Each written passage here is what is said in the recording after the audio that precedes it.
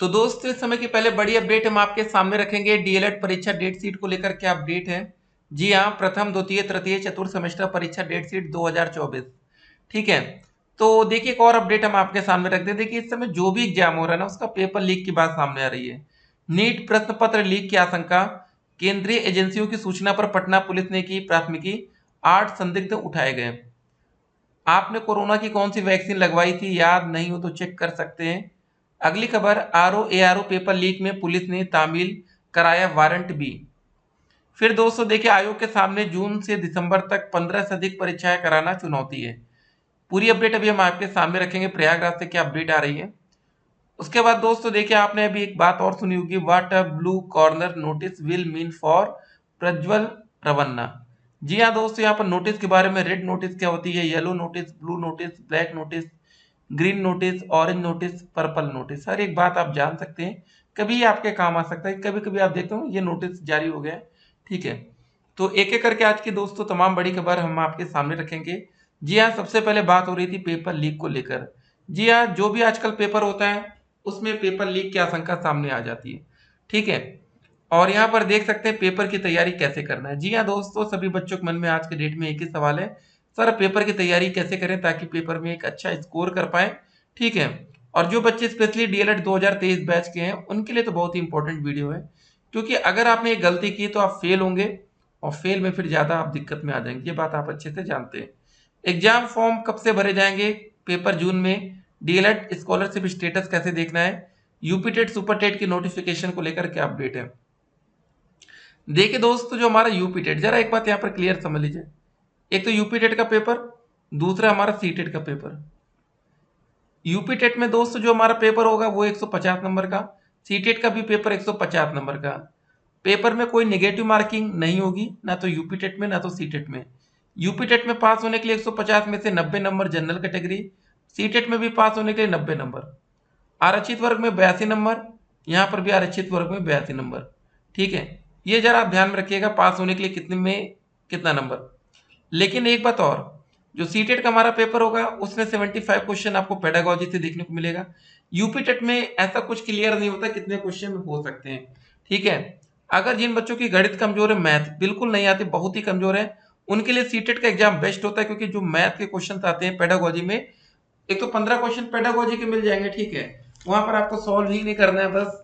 और उसके बाद जो और 15 क्वेश्चन आते हैं उनमें से मान के लिए 10 क्वेश्चन एकदम आसान रहेंगे, बाकी 5 क्वेश्चन में थोड़ी मेहनत करनी है। तो भैया सीटेट में मैथ आप एक अच्छा स्कोर कर सकते हैं, इसलिए जिन बच्चों की गणित कमजोर होते हैं उनकी पहली पसंद होती है, फर्स्ट प्रियोरिटी पर होता है सीटेट एग्जाम। ठीक है ना, समझ गए होंगे आप लोग। डीएलएड स्कॉलरशिप का स्टेटस क्यों जरूरी होता है देखना। देखिए, स्कॉलरशिप का स्टेटस बच्चे इसलिए देखते हैं ताकि ये पता चल सके आपका पैसा आया है कि नहीं, अगर नहीं आया तो कब तक आएगा, और या तो अब आएगा ही नहीं, दोनों चीजें। एग्जाम फॉर्म, दोस्तों देखिए सबसे इंपॉर्टेंट होता है एग्जामिनेशन फॉर्म भरा जाना, क्योंकि जब भी आप लोग तैयारी करते हैं तो ये चीज जरूर देखते हैं एग्जाम फॉर्म कब से भरे जाएंगे। ये बहुत इंपॉर्टेंट चीज होती है, क्योंकि एग्जामिनेशन फॉर्म में अगर आपका नाम आ गया, ठीक है, देखिए बहुत से ऐसे बच्चे जो जिनकी बैक 3-3 बार लग गई है, अब वो बच्चे प्रत्यावेदन की उम्मीद लगाए बैठे हैं।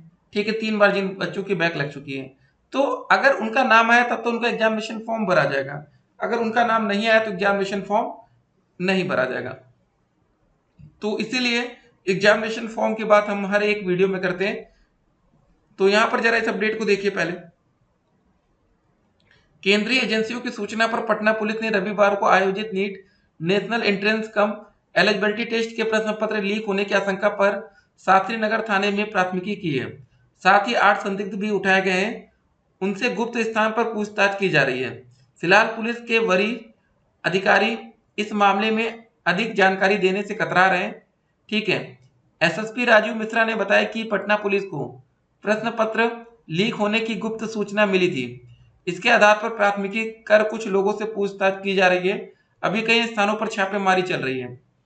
तो देखिए दोस्तों, अभी बिहार का जो बीपीएससी का एग्जाम हुआ था टीआरई 3.0, बीपीएससी जरा समझ लीजिए, बीपीएससी शिक्षक भर्ती 3.0, 15 मार्च को दोस्तों जो हमारा शिक्षक भर्ती का पेपर हुआ था, वो पेपर लीक के कारण इस पेपर को निरस्त कर दिया गया, कैंसिल कर दिया गया। ठीक है, तो आप अंदाजा लगा सकते हैं कि भैया हो क्या रहा आजकल। पेपर होने के बाद ये न्यूज जब आती है ना तो बच्चे टूट जाते हैं कि भैया पेपर लीक हो गया, पेपर आउट हो गया। दानापुर के रॉकी के मोबाइल पर शनिवार शाम भेजी गई पेपर की स्कैन कॉपी मिली। हाजीपुर से नीट परीक्षा में दूसरे की जगह शामिल फर्जी परीक्षार्थी धराया गया, मुजफ्फरपुर का है निवासी।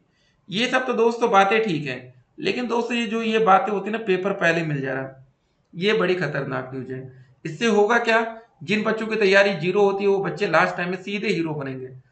अब देखिए एंट्रेंस एग्जाम से फायदा क्या होता है भाई, गवर्नमेंट कॉलेज की रेस है खाली, ठीक है ना। एक तो गवर्नमेंट और ज्यादा नए कॉलेज खोल नहीं रही कि बच्चों को कोई दिक्कत ही नहीं है। जब कॉलेज की कमी है तो इसलिए बच्चे चाहते हैं कि ठीक है गवर्नमेंट कॉलेज में आज भी फीस ठीक है प्राइवेट से कम है। और डीएलएड में भी वही होगा। अभी डीएलएड में आपको पता है एडमिशन का प्रोसेस शुरू होगा। डीएलएड में जब एडमिशन का प्रोसेस शुरू होगा तो जो सरकारी कॉलेज होंगे वहां पर एक साल की फीस 10,200, प्राइवेट में 41,000। और पता होगा कि आप लोग को प्राइवेट कॉलेज में और भी ज्यादा पैसा आपसे वसूला जाता है। ठीक है, गवर्नमेंट कॉलेज तब भी बहुत बेहतर है, बस क्लासेस आपको रोज करनी पड़ती है, यही दिक्कत होगी। एक और दोस्तों बात ये यहाँ पर जो बात बच्चे मैसेज कर रहे थे, सर ये देखिए कोरोना महामारी के डर से लोगों ने भुला दिया है, यह बीते जमाने की बात हो रही है। लेकिन महामारी से बचाव के लिए लोगों को लगाई गई कोविशील्ड वैक्सीन को लेकर आजकल चर्चाओं का बाजार गर्म है।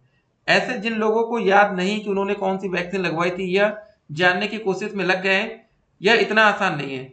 हम बताते हैं कि किस तरह से जानेंगे कि आपने कौन सी वैक्सीन उस समय लगवाई थी। देखिए दोस्तों, कोविड का जो पोर्टल के जरिए हुआ था टीकाकरण, एक काम ये कर सकते हैं ना कि आप लोगों के पास एक सर्टिफिकेट होगा आपके मोबाइल पर, पीडीएफ में कहीं ना कहीं रखे होंगे। उस समय स्टेटस का भी काफी दौर चल रहा था, जैसे बच्चे लगवाते थे स्टेटस डालते थे। चलिए, लेकिन उससे पहले इंपॉर्टेंट बात जरा, जो ये रेड नोटिस होती है उसका मतलब क्या होता है।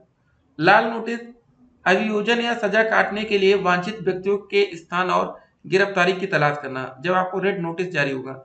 येलो नोटिस में क्या होगा, पीला नोटिस का मतलब होता है लापता व्यक्तियों, अक्सर नाबालिगों का पता लगाने में मदद करने के लिए या ऐसे लोगों की पहचान करने में मदद करने के लिए जो खुद को पहचानने में असमर्थ हैं। अब देखिए दोस्तों, यहाँ पर ब्लू नोटिस की बात होती है। इसका मतलब क्या होता है, नीला नोटिस आपराधिक जांच के संबंध में किसी व्यक्ति की पहचान, स्थान या गतिविधियों के बारे में अतिरिक्त जानकारी एकत्र करना। अब ब्लैक नोटिस क्या होता है, काला नोटिस अज्ञात सबों के बारे में जानकारी प्राप्त करने के लिए। ग्रीन नोटिस क्या होता है, किसी व्यक्ति की आपराधिक गतिविधियों के बारे में चेतावनी देने के लिए जहां उस व्यक्ति को सार्वजनिक सुरक्षा के लिए संभावित खतरा माना जाता है।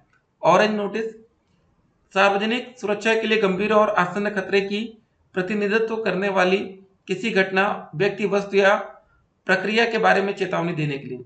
पर्पल नोटिस क्या होता है, अपराधियों द्वारा इस्तेमाल किए जाने वाले तौर तरीकों, वस्तुओं, उपकरणों और छिपने के तरीकों के बारे में जानकारी मांगना या प्रदान करना। हर एक नोटिस के बारे में आपने यहाँ पर देखा। देखिए दोस्तों, हमारा जो पेपर की बात हो रही डीएलएड एग्जाम की, वो अगले महीने मई तो चल ही रहा हमारा, जून या जुलाई में। देखिए दोस्तों, अगर जून में हमारा पेपर नहीं हो पाता तो लास्ट टाइम हमारा जो पेपर शुरू हुआ था वो 6 जुलाई से शुरू हुआ था, तो हम लोग जून के लिए तैयार हो जाएंगे। ठीक है, मतलब जुलाई के लिए। जून में तो पेपर की बात कही जा रही फिलहाल, नहीं तो फिर हमारा पेपर वही लास्ट ईयर जैसे पेपर हो सकता है। ठीक है ना। तो यहाँ पर ये सारे मंडे की डेट है, आपका पेपर हमेशा सोमवार से ही होता है, ये डीएलएड का इतिहास रहा है। तो तैयार रहेंगे दोस्तों जून में। और एग्जामिनेशन फॉर्म 10 से 15 दिन पहले, और जिन बच्चों की बैक है 3 बार से ज्यादा या 3 बार, तो देख लीजिएगा, अगर आपका नाम आएगा फॉर्म भरने में तो आप फॉर्म भर सकते हैं। फिर मिलते हैं, स्टे कनेक्टेड।